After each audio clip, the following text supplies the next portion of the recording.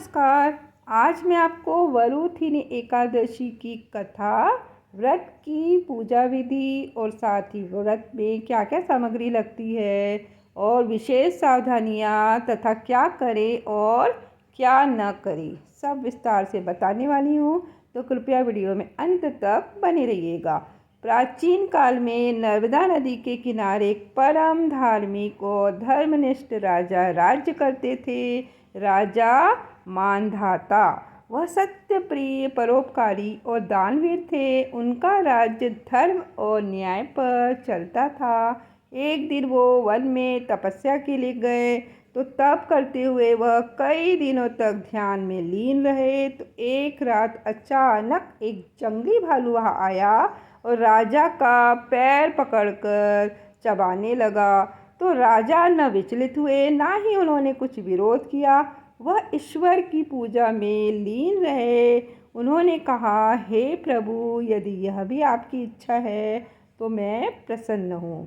भगवान विष्णु ने उस क्षण प्रकट होकर भालू को दूर भगाया। राजा के पैर को बहुत क्षति पहुँची थी। तब भगवान विष्णु जी ने कहा, हे राजन, तुमने जिस प्रकार धैर्य और भक्ति से मेरा स्मरण किया तो उससे मैं प्रसन्न हूँ। अब तुम वरुथिनी एकादशी का व्रत करो। यह व्रत तुम्हारे अंगों को पुनः स्वस्थ कर देगा और तुम्हारे सभी पापों का क्षय कर देगा। तो राजा ने विधि पूर्वक इस एकादशी का व्रत किया और आश्चर्यजनक रूप से उनका घायल पैर ठीक हो गया। तो इससे स्पष्ट है कि वरुथिनी एकादशी सिर्फ शरीर के घाव ही नहीं भरती, बल्कि आत्मा को भी दिव्यता प्रदान करती है। वरुथिनी एकादशी की व्रत विधि। दशमी के दिन की तैयारी। व्रत की पूर्व संध्या। सात्विक भोजन करें, बिना प्याज लहसुन के। एक समय भोजन करें। मन में संकल्प ले कि कल एकादशी का व्रत करूँगा या करूँगी। रात को ब्रह्मचर्य का पालन करें और प्रभु का स्मरण करें।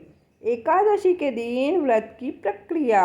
प्रातःकाल ब्रह्म मुहूर्त में उठे और स्नान करे, घर की सफाई करे, पूजा स्थल को सजाए, भगवान विष्णु जी की मूर्ति या चित्र स्थापित करे। ओम नमो भगवते वासुदेवाय मंत्र का जाप करे। व्रत का संकल्प ले, मैं श्रद्धा से वरुथिनी एकादशी का व्रत कर रही हूँ। पूजन सामग्री में तुलसी पत्र, पीला वस्त्र, पीला फूल, दीपक, चंदन, फल, मिठाई, धूप बत्ती श्रद्धा अनुसार जो आप ले सकते हैं। भगवान विष्णु जी को पंचामृत स्नान कराए। यदि मूर्ति हो तो धूप दीप दिखाए, नैवेद्य अर्पित करें। विष्णु सहस्त्र नाम का पाठ करें या भगवत गीता का पाठ करें। रात्रि जागरण करें। रात्रि को प्रभु नाम संकीर्तन करें। भजन कीर्तन विष्णु नाम जाप करें। कथा सुने एकादशी की, और अन्य व्यक्तियों को जो भी पूजा में सम्मिलित है उन्हें भी एकादशी की कथा सुनाएं। द्वादशी तिथि। व्रत का पारण। अगले दिन सूर्योदय के बाद पारण करें। ब्राह्मण या जरूरतमंद को भोजन कराए। दान दक्षिणा दे, जैसे वस्त्र, तांबे के पात्र, घी, अन्न, जितनी आपकी शक्ति है। स्वयं सात्विक आहार ग्रहण करें। अब मैं आपको बता रही हूँ वरुथिनी एकादशी में क्या करें और क्या ना करें। तो भगवान विष्णु का नाम जाप करना चाहिए, सात्विक आहार लेना चाहिए, दिन भर उपवास रखें, यथासंभव निर्जला। बाकी फिर आप अपने हिसाब से कर सकते हो। ब्रह्मचर्य का पालन करें, दान दक्षिणा दे, रात्रि को जागरण करें, तुलसी जी का पूजन करें। क्या ना करें। तामसिक भोजन, मांस, मछली, मदिरा का सेवन ना करें। दिन में सोना नहीं चाहिए। क्रोध, झूठ, छल कपट से बचें। पर निंदा, पर चर्चा न करें। कटु वचन और अपवित्र विचारों से दूर रहे।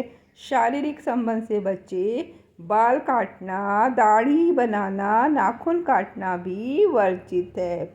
विशेष सावधानियाँ। मन को संयमित रखें। व्रत केवल शरीर का नहीं, मन का भी होता है। संवेदनशील लोगों का फलाहार। यदि आप बीमार हैं तो फलाहार कर सकते हैं। वरुथिनी एकादशी का फल 10,000 वर्षों की तपस्या के बराबर माना गया है। दिन भर विष्णु जी का नाम जाप करें और कथा अवश्य पढ़ें। रात्रि जागरण में शास्त्र का श्रवण, गीता, विष्णु सहस्त्रनाम या भागवत कथा सुनना अत्यंत पुण्यकारी होता है। तो व्रत का भावार्थ और हमें क्या लाभ होता है? देखिए, वरुथिनी एकादशी केवल एक परंपरा नहीं, आत्मा की सफाई का अवसर है। तो इस व्रत से व्यक्ति को मानसिक शांति मिलती है, रोगों से मुक्ति मिलती है, आर्थिक स्थिरता आती है, पापों को ईश्वर क्षमा कर देते हैं और मोक्ष की प्राप्ति होती है। तो जो भक्त श्रद्धा और विधि पूर्वक यह व्रत करते हैं वह भगवान विष्णु जी की कृपा के पात्र बनते हैं और भव सागर से पार हो जाते हैं। एकादशी व्रत वह सेतु है जो जीव को संसार के दुख से ईश्वर के आनंद तक ले जाता है। वरुथिनी एकादशी पर भगवान विष्णु जी को हृदय से पुकारे तो वे अवश्य सुनते हैं। तो वीडियो को देखने के लिए आप सभी का दिल से बहुत बहुत आभार।